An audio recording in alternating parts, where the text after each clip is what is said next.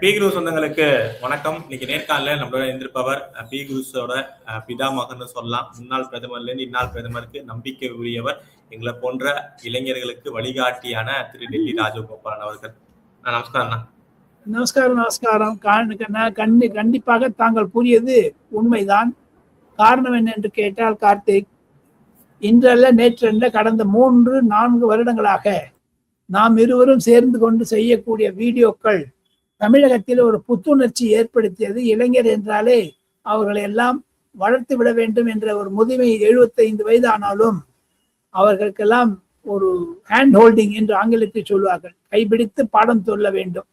டெல்லியிலே நிறைய பேர் எனக்கு நான் அக்ரிடேஷன் கமிட்டி இருந்தபோது அர்ணப் கோஸ்வாமி, ஈவன் நவிகா குமார், அங்க நிறைய பேர் இருக்காங்க. அது சொல்லலாம், என்னால் அவங்களுக்கெல்லாம் பாடம் சொல்லி கொடுத்துருக்கேங்கிற ஒரு பெருமை எனக்கு இருக்கிறது என்று சொல்லி, தாங்கள் இந்த ப்ரோக்ராம் ஆரம்பிக்கிறதுக்கு முன்னாடி விஜய் முதலமைச்சருக்கு பிறந்தநாள் வாழ்த்து சொல்லி நீடூழி வாழ்க என்று வாழ்த்தி, சதமானம் பவதி சதாயு புருஷ சதேந்திரியே ஆயுஷ்ய வேந்திரியே பிரதிதிஷ்டதி என்று சொல்லி, நேற்று விஜயனுடைய தாய் சோபனார் சந்திரசேகருடைய இன்டர்வியூ அந்த தினத்தந்தியில பார்த்தேன். நிஜமாவே நல்லா இருந்தது. அது ஹரிஹரனுக்கு வாழ்த்துக்கள், தினத்தந்தி தொலைக்காட்சிக்கு வாழ்த்துக்கள். நல்லா எக்ஸ்பிளைன் பண்ணாங்க அந்த அம்மா. அதுல இருந்து ஒண்ணு தெரியுது, அவர் ஒரு டீப்பான ஆளு. திமுக சாப்பிட்டுருவான்னு நினைக்கிறேன். அவர் வாழ்க என்று சொல்லி, நாம் வசுதேவ சுதம் தேவம் கம்சசானூர மர்தனம் தேவகி பரமானந்தம் கிருஷ்ணம் வந்தே ஜெகத்குரும் என்று பிரார்த்தித்து, பி குரு தமிழ் நேயர்களுக்கும் கார்த்திக்குக்கும் வாழ்த்துக்கள் சொல்லி நாம் தொடங்கலாம் விவாதத்தை. ரொம்ப நன்றிண்ணா. ஃபர்ஸ்ட் நீங்க சொல்ற மாதிரியே இங்க தமிழகத்துல அதிமுகல இருந்து நிறைய பேர் தாவேக்காக்கு தாவிக்கிட்டுறத பாக்குறோம். அதுதான் இங்க பேசு பொருளா ஃபுல்லாவே இருக்கு. பட் அதை தாண்டி டெல்லியில மத்தியத்துல வேற லெவல்ல நடந்துகிட்டு இருக்கதா பாக்குறோம். திடீர்னு என்டிஏக்கு கூட்டணி அந்த கணக்குகள் 360 டார்கெட்டுங்கிற மாதிரியும், டிஎம்சி ஓகே அதுல இருந்து போறாங்க. பட் மீண்டும் மகாராஷ்டிரால சிவசேனா, சமாஜ்வாத் பார்ட்டி, உத்தரப்பிரதேசத்துல இது அப்படின்னு சொல்லிட்டு பெரிய பூகம்பமான அரசியல் இதெல்லாம் நடந்துகிட்டு இருக்கே. என்ன நடக்குது மத்தியில? கார்த்திக், நாங்க ஒரு சுருக்கமான ஒரு வரியில பதில் சொல்லணும்னா, 2026 மே மாதம் 5ஆம் தேதி மேற்கு வங்காளத்தில் பாஜக பெற்ற மகத்தான வெற்றியினுடைய பின்னணித்தான் இதெல்லாம். அந்த வெற்றி இல்லை என்றால் திரிணாமுல் காங்கிரஸ் எம்பிக்கள் 20 பேர் வெளில வரமாட்டாங்க. அந்த வெற்றி இல்லை என்றால் இந்தி கூட்டணியில் ராகுல் காந்தி தலைமையில் பல காங்கிரஸ்காரர்கள், சிதறி போன காங்கிரஸ்காரர்கள், எப்படி திமுக அதிமுக சிதறி கிடைக்கிறதோ, அதிமுகவில் பல கோஷ்டிகள் இருக்கிறதோ, அதே மாதிரி காங்கிரஸ் பிளவு வந்தது. சரத்பவாரே சோனியா காந்திக்கு எதிர்த்து காங்கிரஸ் ஃபார்ம் பண்ணாரு, என்சிபின்னு. அதெல்லாம் வச்சிருந்து அவங்கெல்லாம் ஒரு ரீகுரூப் பண்ணணும்னு ஆரம்பிச்சாங்க. அதை பார்த்து டிஎம்கே கட் பண்ணாங்க ஆல் இண்டியா லெவலில். தமிழகத்தில் மட்டும் பார்த்தீங்களே ஆனால் ஜி.கே. வாசனுடைய காங்கிரஸ், என்ஆர் காங்கிரஸ், மம்தா பானர்ஜியினுடைய திரிணாமுல் காங்கிரஸ், நேஷனல் கான்ஃபரன்ஸ் ஓமர் அப்துல்லாது, சரத்பவார், இப்படி எல்லாம் எல்லா காங்கிரஸ்லையும் எந்த பேர் வந்தாலும் சேர்த்துக்கலாம்னு நினைச்சாங்க. ராகுல் காந்தி தான் பிரைம் மினிஸ்டர். அப்ப மு.க. ஸ்டாலின் தேர்ட் ஃப்ரண்ட் ஆரம்பிச்சிடாரு. ஏன்னா மு.க. ஸ்டாலின் அடுத்த மாதம் பாட்னாவுக்கும் லக்னோவுக்கும் வரப்போவதாக கேள்விப்படுகிறேன். இந்தி பத்திரிகைகள் பிரமாதமான செய்தி போடுகிறார்கள். எதற்காக? ராகுல் காந்தி எதிராக செய்ய வேண்டும் என்று. இந்த குழப்பங்கள் வந்ததற்கு காரணம் காங்கிரஸ், அது வெற்றியினுடைய காரணம் வெஸ்ட் பெங்கால். இது ரெண்டுத்தை புரிஞ்சுக்கிட்டீங்கன்னா இந்திய அரசியலை புரிஞ்சுக்கலாமா? என்னை பொறுத்த மட்டும் அதுதான் I can interpret like that. நீங்க சொன்ன மாதிரியே நேற்றைய தினம் எதிர்கட்சி தலைவராக இருக்க திரு ராகுல் காந்தி அவர்கள் பிறந்த தினம். இங்கேருந்து மு.க. ஸ்டாலின் அவர்கள் வெறுமனை போன தடவை ரொம்ப பிரதர் கிதர்லாம் இருந்தது, ஆனா வெறுமனை வாழ்த்தா இருந்தது. அந்த நன்றி தெரிவிக்கிறப்ப ராகுல் காந்தி அவர்கள் மீண்டும் நம்ம ஒன்றாய் போராடுவோம் அப்படின்னு சொன்னது இங்க பேசு பொருளா அமைஞ்சிருக்கு. காங்கிரஸ் இப்ப திமுக நெருக்கம் காமிக்க ஆரம்பிச்சுட்டாங்களா? ஏன்னா திமுக இப்ப தனித்து விடப்பட்டிருக்கு. எல்லா கூட்டணி கட்சிகளும் தாவேகா பக்கம் போயிட்டாங்க, தனித்து விடப்பட்டிருக்கு திமுக. காங்கிரஸோட எப்படி போவாங்க? விஜயோட அவங்க 2 மந்திரி இருக்கும்போது. இன்னைக்கு விஜய்க்கு பிறந்தநாள் ராகுல் காந்தி என்ன சொல்லியிருக்காரு? மை டியர் பிரதர் எழுதியிருக்காரு. அந்த ப்ரோ ஏன் ஸ்டாலினுக்கு எழுதுற? அந்த ப்ரோ இதெல்லாம் கேட்பாங்களோ இல்லையா ப்ரோ? ராகுல் காந்தி செய்வது ஒரு அரசியல் அல்ல, ஒரு அநாகரிகமான செயல். ராகுல் காந்தியை பற்றி மு.க. ஸ்டாலின் புரிந்து கொள்வதற்கு முன்னதாக ஐயா கருணாநிதி இருக்கும் பொழுது ஏன் மு.க. ஸ்டாலின் அவர்களிடமே நானே தெரிவித்திருக்கிறேன். மெரிடியன் ஹோட்டல்ல ஒரு பிரஸ் கான்ஃபரன்ஸ் வச்சிருந்தாங்க. சொன்னேன், காங்கிரஸ்காரங்க ஸ்டாப் பண்ணுவாங்க சார் முதுகுலன்னுட்டு. சிரிச்சு போனார். ஐயா கருணாநிதி கிட்ட சொல்லியிருக்கேன், காங்கிரசுடைய நிலைப்பாட்டை புரிந்து கொண்டவன் justice MC Jain, Milap Chand Jain commission of enquiry on Rajiv Gandhi's assassination bit, அதை நான் தான் ஃபர்ஸ்ட் அந்த ரிப்போர்ட்டை கொண்டு வந்தேன். அன்னிலேருந்து எனக்கு காங்கிரஸ் மேல ஒரு வெறுப்பு வந்துருச்சு. ஏன்னா ஒரு திமுக என்ற கட்சி அவர் மீது பழி போட்டு இருக்காங்க, ராகுல் காந்தியை கொலை செய்தது கருணாநிதியும் சந்தர் சுவாமியும் என்று MC ஜெயின் ரிப்போர்ட் கொடுத்திருக்காரு. அதை வச்சு சீதாராம் கேசி வித்ட்ரா பண்ணார் சப்போர்ட். ஆனா மன்மோகன் சிங் அவனை வச்சு கட்சி நடத்தினாரு, ஆட்சி நடத்தினாரு. ஆக மொத்தம் இப்போ ஸ்டாப் பண்றான்னு சொல்றாங்களே, நாங்க ஏற்கனவே சொல்லியிருந்தோமே உங்களுக்கு. அதே மாதிரி ஒரு முன்னெச்சரிக்கையாக பி குரு தமிழ் வியூவர்ஸ் மூலமாக முதலமைச்சர் விஜய் அவர்களுக்கு ஒரு எச்சரிக்கை. ஏன்னா நம்ம சொல்றது every right to warn him, alert him, வார்ன்னு சொல்லக்கூடாது, அலர்ட் ஹிம். ஐயா விஜய் அவர்களே, உங்களுடைய முதுகுலையும் ராகுல் காந்தியோ காங்கிரஸோ குத்தலைன்னா என் பேர் ராஜகோபாலன் இல்லை. அவங்களாம் ஒரு துரோக கட்சி அது. அப்போ இப்ப சொல்றாங்க திமுக இல்லைங்கிறதுனால எல்லா காங்கிரஸையும் ஒண்ணு சேர்த்துருவா, இந்தி கூட்டணி கவுத்து விட்டுவாராம். என்னங்க இது? இதே ஸ்டாலின் வந்து பாட்னால போய் அந்த ராகுல் காந்திக்காக 1 vote அந்த ஓட்டு சோரியில பிரச்சாரம் பண்ணார். இப்ப எங்க போச்சு அதெல்லாம்? அதெல்லாம் யோசிக்க வேண்டாமா அவங்க?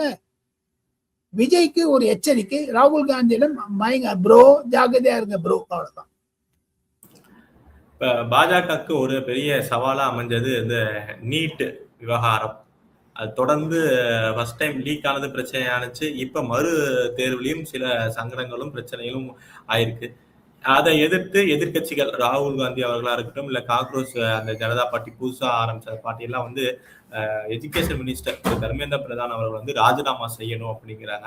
இந்த எதிர்ப்பை பாஜக எப்படி சமாளிக்குது? டெல்லி கார்த்திக் சமாளிச்சாரு. நேத்தி ஏர்போர்ஸ் ஆர்மி மிலிட்டரி வச்சுட்டு நிறைய பத்திரிகை எத்தனை இடத்துல அந்த பேப்பர் லீக் பண்ண விட அவ்வளவு செக்யூரிட்டி போட்டு நல்லா பண்ணிட்டாங்களே. ஒவ்வொரு அமைப்புக்கும் என்னென்ன வேணும் பண்ணிருக்காங்களே. காங்கிரஸ் செய்தது தவறு. நேத்தி பாருங்க, பிரைம் மினிஸ்டர் ஃபாரின்ல இருந்து வந்த உடனேயும் அங்க ரூட் போட்டிருக்காங்க. ரூட் எல்லாம் போச்சுன்னா எல்லா காலேஜுக்கு போற பசங்களுக்கெல்லாம் இடங்களாக 1:15 வந்தார். 2 மணிக்கு எக்ஸாம் ஆரம்பம். அவர் 2:30 மணிக்கு தான் கிளம்பினார். ஏர்போர்ட்ல இருந்து சிட்டி வர்றதுக்கு 20 நிமிஷம் ஆகும் டெல்லியில இருந்து. அதே மாதிரி பாருங்க, ராகுல் காந்தி வந்து ஏன் நன்னா நடந்து போனதுக்கு பாராட்டு தெரிவிக்கிற மத்திய அரசாங்கத்துக்கு குறை சொல்றதுக்கு கொண்டு இருக்காங்க, நொட்டு சொல்றதுக்கு. அந்த ராகுல் காந்திக்கு ஏன் வாயில்ல ஒரு பாராட்டுறதுக்கு? இவ்வளவு பணம் செலவழிச்சு பண்ணிருக்காங்களே. யூனியன் பப்ளிக் சர்வீஸ் எக்ஸாமினேஷன் சென்டர்ஸை விட நீட் எக்ஸாமினேஷன் சென்டர் பிரமாதமா பண்ணிருக்குன்னு சொல்றாங்களே, அது தெரிஞ்சுக்கிட்டியா? அதை தவிர தமிழ்நாடு ஜிடி நிர்மல்குமார் சொல்லியிருக்காரு, அவர் வந்து நீட்டை வந்து பிரைம் மினிஸ்டர் கடுத்து விட்டாரு. பிரைம் மினிஸ்டர் கடுக்கல, அங்க இருக்கக்கூடிய பிளாக் ஷீப்ஸ் பணம் வாங்குறதுக்கு என்ன பண்ணி கொஸ்டின் பேப்பரை வித்தாங்க. பொதுமக்களுக்கும் சரி, ஏழை மாணவர்களுக்கும் வயத்துல இடிச்சாங்க காங்கிரஸ்காரங்க. ராஜஸ்தான்ல இருந்து வந்துருக்கு அந்த பிடிச்சவங்க காங்கிரஸ்காரன் ஒருத்தன் லீக் பண்ண. அதெல்லாம் விட்டுருங்க. நேற்று பெங்களூரில் மதியம் 1 மணிக்கு ஒரு கூட்டம் ஆரம்பிச்சது. மல்லிகார்ஜுன் கர்கே பேசுகிறார், DK சிவகுமார் இருக்கிறார். அதுல அனைத்து ரோடும் ஸ்டாப் ஆயிடுச்சு. 12 பசங்க எக்ஸாம் எழுத முடியாத போய் கஷ்டப்பட்டு மிஸ் பண்ணிட்டாங்க. அவங்களுக்கு ராகுல் காந்தி என்ன பதில் சொல்ல போறாரு? அவங்க இன்னும் 1 வருஷம் வெயிட் பண்ணுமா இல்லையா? அவங்களுக்கு ஒரு வருத்தம் தெரிவிச்சாரு ராகுல் காந்தி இல்லையே? அது ராகுல் காந்தி செய்வது ஒரு மோசடி, அரசியல் மோசடி செய்கிறார் என்பதுதான் நான் கருத்து. ராகுல் காந்தி இந்த நீட் எக்ஸாம் பேசுறதுக்கு வாய் கீழே பேசுறாரு. ஏன்னா இப்பயும் அவங்களுடைய ஸ்டேட் கவர்மெண்ட்டே பண்ணலையே. எச்சரிக்கையா இருக்க வேண்டாமா? எங்க ஒரு ஆர்மி வந்து பேப்பர்ஸ், கொஸ்டின் பேப்பர்ஸ் அங்க டிஸ்ட்ரிபியூட் பண்றாங்கன்னா எவ்வளவு இம்பார்ட்டன்ஸ் கொடுக்க. ஆக மொத்தம் இந்த நீட் தேர்வு ரீ எக்ஸாமினேஷனை சிறப்பாக கண்டுபிடித்ததில் பிரதமருடைய அலுவலகம் முன்னிருந்தது. ஃப்ரண்டல் பேஸ் பண்ணிட்டு அவங்க தான் இதுக்கு கிரெடிட் போகணும்.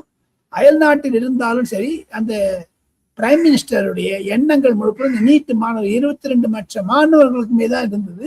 எப்படி எழுதியிருக்காங்க எல்லாம் கண்டுபிடிக்கிறதுக்காக சேட்டலைட் போன்ல இருந்து பறக்கக்கூடிய விமானத்திலே கேட்டிருந்தார் பிரைம் மினிஸ்டர் என்று எஸ்பிஜி ஆட்கள் என்கிட்ட சொல்றாங்க. பிரைம் மினிஸ்டர் அதுக்காக சொல்றேன்.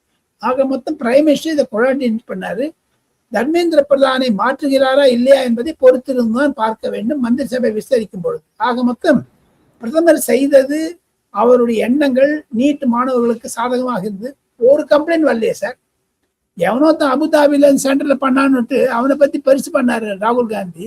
அவன் என்ன சொல்லியிருக்கான் தெரியுமா உங்களுக்கு? அந்த நீட்டினுடைய NTA நேஷனல் டெஸ்டிங் ஏஜென்சி கிளீனா சொல்லிட்டாங்க. அந்த மாணவன் ஒரு முகமது இஸ்லாமின் பேரு துபாய்னு எழுதியிருக்காரு. வெளிநாட்டில் கூட நீட்டுக்குடைய சென்டர்ஸ் இருக்குது. கம்ப்யூட்டர் தானே பண்றாங்க, எழுதி வந்துடுறாங்க. அவர் துபாய்னு எழுதி கொடுத்துருக்காரு. அதை எல்லாம் பப்ளிஷ் பண்ணிட்டாங்க. இப்ப ராகுல் காந்தி வாய் கீழே பேசினார், என்ன ஆச்சு? மன்னிப்பு கேட்க வேண்டும் ராகுல் காந்தி போன்றவர்கள் எல்லாம் என்றுதான் என்னுடைய கருத்து.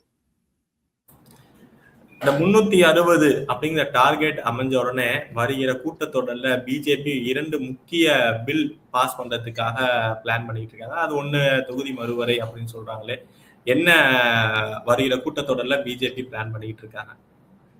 பிஜேபி என்பது மேற்கு வங்காள தேர்தலுக்கும் அஸ்ஸாம் தேர்தலுக்கு பிறகும் அவர்கள் மகத்தான வெற்றி கிடைத்த பிறகும் திமுக தோல்வி கிடைத்த பிறகும் அவர்களுடைய குஷியை அடக்க முடியாது இருக்கிறது. வேருடன் புடுங்கி எறிவேன் திமுக அரசாங்கத்தை என்று கங்கணம் கட்டி கொண்ட அமித்ஷா உட்காடுக்கே பேங்துங்கான்னு சொன்னார். அது மாதிரி பண்ணி காமிச்சாரு. ஆனா விஜய் வந்து உட்காந்துட்டார், வாழ்த்துக்கள். ஆனால் மேற்கு வங்காள தேர்தலுக்கு பிறகு திரிணாமுல் காங்கிரஸ் உடைந்தது. அதற்கு பிறகு சரத்பவார் காங்கிரஸ் உடைந்தது. இந்த 360 சொன்னீங்க வரப்போகுதுன்னு சொல்லிட்டு என்னை பொறுத்த மட்டும் வெயிட் அண்ட் வாட்ச். இந்த பில் இன்ட்ரடியூஸ் பண்ணுவாங்களா பண்ண மாட்டாங்க. கன்சிடர் நம்பர் வந்து அவங்களுக்கு கிடைக்கல இன்னும். என்ன இருந்தாலும் 10 கூட்டணி கட்சியை வச்சுட்டு அடி பிடிச்சது கஷ்டம். எவனோ ஒருத்தன் வெளில போவான். அதை சரி செய்வதற்கு காங்கிரஸ் தயாராக இருக்கிறது. அந்த கான்ஸ்டிடியூஷன் அமெண்ட்மெண்ட் பில் வரக்கூடாது, தோற்கடிக்க வேண்டும் என்று ராகுல் காந்தி கங்கணம் கட்டியிருக்காரு. அதுக்கு ஏற்ற மாதிரி ராகுல் காந்திக்கு எதிர நரேந்திர மோடியும் அமித்ஷாவும் அது கவுண்டர் பிளான் போடுறாங்க. அதெல்லாம் வெளில வரல ஒன்றும். ஜூலை 21 குளிர்கால மழைக்கால கூட்டத்தொடர் ஆரம்பிக்க இருக்கிறது. அதுக்குள் நிறைய மாறுதல்கள் நடக்கும்னு நினைக்கிறேன். 22 எம்பிக்களை கொண்ட திராவிட முன்னேற்ற கழகம் அவருடைய நிலைப்பாடு என்ன? அவங்க வந்து இந்த பில்லுல இருந்து அப்சைன் பண்றாங்களா இல்ல ஓட் போட போறாங்களா தெரியாது. கான்ஸ்டிடியூஷன் அமெண்ட்மெண்டா இருக்கிறதுனால நீங்க ஓட்டு போடுறீங்களோ ஓட்டு போகாதீங்களோ you must be present in the parliament. ஏன்னா இல்லைன்னா கான்ஸ்டிடியூஷனுக்கு அது அவமரியாதை ஆகும். இது இவ்வளோ பிரச்சனை இருக்குது. 360ங்கிறது 368 ஆகும். அந்த 8 நம்பர் எங்கேருந்து வரப்போகுதுன்னு தெரியல. ஸோ மத்திய பாஜக கண்டிப்பாக ஒரு பிரச்சனையில் இக்கட்டாக மாற்றிக்கொண்டுதான் இருக்கிறது. இதை ஓவர் ப்ளோன் பண்ணிட்டாங்களோ அதிகமாக ஊதி விட்டாங்களோ தெரியல. திரிணாமுல் காங்கிரஸ் பண்ண அப்புறம் சைலண்ட் ஆயிடுச்சு. அப்படியே ஒண்ணுமே விட்டாங்க. ஏதோ ஒரு தெரியாத ஒரு நேஷனல் சிட்டிசன் பார்ட்டின்னு ஒரு தெரியாத கட்சியில சேர்த்திருக்காங்க. அது திமுகவிற்கு ஒரு நல்லதோ கெடுதலோ. இந்த பாஜக ஒரு சர்க்கிள் வந்தது மத்திய பாஜகவிற்கு ஒரு மாபெரும் சர்க்கிள். இந்த திரிணாமுல் காங்கிரஸுடைய எம்பிக்கள் ஒரு அன்ரெகக்னைஸ்ட் பார்ட்டி, நாட் ரிஜிஸ்டர்ட் பார்ட்டி இல்லை, அதுல போய் சேர்ந்திருக்காங்க. பேசாத அவங்க வந்து அந்த அம்மா முன்னேற்ற கழகத்துல சேர்ந்திருக்காங்க. நிம்மதி அந்த அவ்வளவு ரிஜிஸ்டர்ட் பார்ட்டி, ட்ரஸ்டட் பார்ட்டி. 2 தானே ஆக்ஷன் இல்லையா சீமானோட சேர்ந்திருக்காங்க. அதை விட்டுட்டு NCPன்னு போனாங்க, நேஷனல் சிட்டிசன் பார்ட்டியா என்னங்க. அதுல மூக்குடைஞ்சாங்க. இதெல்லாம் வச்சு பாத்தீங்கன்னா அமித்ஷா வந்து மறுபரிசீலனை செய்கிறார். இது இன்ட்ரடியூஸ் பண்ணலாமா வேண்டாமாங்கிறது. ஏன்னா ரெக்வயர்ட் நம்பர் இன்னும் அவங்களுக்கு கிடைக்கல. ஆனால் பிரதமர் வந்து எப்படி இருந்தாலும் இந்த பாஸ் பண்ணி ஆகணும்னு ஒரு காலில் நிற்கிறாரு. Prime minister will succeed. காணொலி எழுதிய கேள்வியா, 1 மாதம் கிட்டத்தட்ட தாவேக ஆட்சி நடைபெற்றிருக்கு. அதை தாண்டி முதல் கூட்டத்தொடர் அவங்க சட்டமன்ற கூட்டத்தொடர் வந்து ஆரம்பிச்சிருக்காங்க. அதுலயே கவர்னர் உரை, என்ன கவர்னர் கேட்கிறாரோ தேசிய கீதம் பாடுறது, அதெல்லாம் 2 முறை பாடப்பட்டு திமுக வந்து என்ன எதிர்ப்பு தெரிவிச்சாலும் சக்சஸ்ஃபுல்லா அதெல்லாம் நடந்துருச்சு. ஸோ அவரோட 1 மாத ஆட்சியையும் சட்டசபை கூட்டத்தொடரையும் அவரோட பார்வை. 100 மார்க்குக்கு 90 மார்க் தரலாம் விஜய்க்கு. அவர் சிறப்பாக செயல்பட்டு வருகிறார். அவர் நேற்று நான் சொன்ன மாதிரி அவங்க அம்மா சொல்றாங்களே, ரொம்ப சைலண்டா இருப்பார். புருவத்தை உதிக்கினால் கோவம் வந்துன்னு அர்த்தம்னு சொன்னா பாருங்க. அந்த மாதிரி அவர் புருவத்தை சிவபெருமானுக்கு கண்ணை திறந்தான்னு சொல்லலாம். நெற்றிக்கண் குற்றமே குற்றம். இவர் புருவ திறந்தாலே குற்றமே ஆயிடும் போல இருக்குது. அந்த அம்மாவோட இன்டர்வியூ பார்த்தேன். அதுல இருந்து நான் தெரிஞ்சது என்னன்னா, ரொம்ப டீப் பர்சனா இருக்காரு விஜய். இந்த 1 மாதத்தில் அவர் செய்தது சாதனைகள் என்றுதான் அவரை பாராட்ட வேண்டும். காரணம் என்னன்னா, தமிழகத்தில் அந்த ஊழல் என்பது குறைந்து வருகிறது. திராவிட கட்சிகள் என்பது சதைத்து விட்டார். இன்று அதிமுகவிற்கு எவ்வளவு அவலநிலை இருக்கிறதோ அதே மாதிரி அவலநிலை திமுகவிற்கு ஏற்படும். அதனாலதான் இன்னைக்கு சபரீசன் வந்து பாக்குறாரு, சட்டசபையில இருந்து யார் எதை பேசுறான், எவன் எங்கான போட போறானோ பயந்து. சபரீசன் சட்டசபைக்கு அவசியமே கிடையாது. பிளஸ் விஜய் அவருடைய 1 மாத சேவை, நான் மார்க் கொடுத்தது பத்தி இல்லை, அவருடைய அணுகுமுறைகள், பிரதமரை சந்தித்தது, சட்டசபை நடத்தியது, கவர்னருடைய சிறப்பாக நடத்தியது, எல்லாத்தையும் தவிர இன்னைக்கு ஜேசிடி பிரபாகர் சபாநாயகர் பேசினதை கேட்டேன், ரொம்ப ஹாப்பியா இருந்தது. லோக்சபா ஸ்பீக்கரை விட அதிகமா ஹேண்டில் பண்ணியிருக்காரு நன்னா. நான் அதே லோக்சபாவை 45 வருடம் கவர் பண்ணியிருக்கேன், 1 வருஷம் இல்லை 2 வருஷம் இல்லை. சோம்நாத் சாட்டர்ஜி எனக்கு ஒரு டைட்டில் கொடுத்துருக்காரு, இங்க லாங் அண்ட் டிஸ்டிங்விஷ்ட் ஜேர்னலிஸ்ட். அந்த ரூதியில கண்டிப்பாக தமிழக அரசாங்கம் சட்டசபை நன்னா வந்து நேரடி ஒளிக்காட்சி பண்ணாங்க. அதனால ஜனங்களுக்கு எல்லாம் தெரியுது, உள்ள இருக்கக்கூடிய அக்கப்போர் தெரியுது. விஜய் நாளை 23ஆம் தேதி பேச இருக்கிறார் சட்டமன்றத்தில். 8, 10 முக்கியமான இலாக்காக்கள் அந்தந்த மந்திரிகள் செய்த ஊழல்களை நாளைக்கு வெளியிடுவார் என்று ஒரு ஏசியங்கள் டெல்லியில் உலாவுகின்றன. இதெல்லாம் வெயிட் பண்ணி பார்க்கணும். விஜய் வந்து இந்த 30 நாள் ஆட்சியை விட, 100 நாள் ஆட்சியை விட, 365 நாள் ஆட்சியை விட குறைந்தது 5 வருடம் ஆட்சியில் இருந்து மீண்டும் 5 முறை 5 வருடத்துக்கு தேர்ந்தெடுக்கப்படுவார் என்ற உத்தரவாதத்தை பொதுமக்கள் சார்பாக நாம் நம்பலாம்.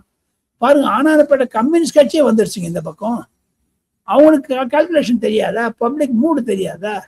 திமுக செதைச்சு விட்டாங்க. இன்னைக்கு டைம்ஸ் ஆஃப் இந்தியாவில் எழுதியிருக்காரு அருண் ராம்ங்கிறவர், திமுக பத்தி பிரஸ் பண்ணிருக்காரு. திமுக வந்து ரீஇன்விஜிட் பண்ணணுமா, ரீக்ரூப் பண்ணணுமா?